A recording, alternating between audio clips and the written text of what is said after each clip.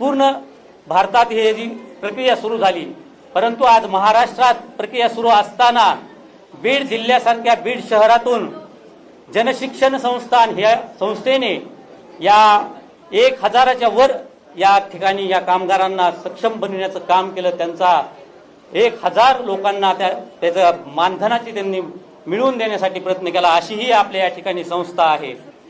योगा प्रशिक्षण कोरोनापासून बघत आहोत आपण, योग करण्याची जी परिपक्वता आहे अशांना या आजारापासून हे केलं आहे। म्हणून योग प्रशिक्षक या ठिकाणी राधिका तांबे आहेत, यांनी या ठिकाणी आपलं योगदान देतात आणि असंख्य असे या ठिकाणी ग्रामीण भागातील विद्यार्थी शिकण्यासाठी आले, त्यांना सुट्टीच्या दिवशी त्यांनी मोफत असं प्रशिक्षण देतात।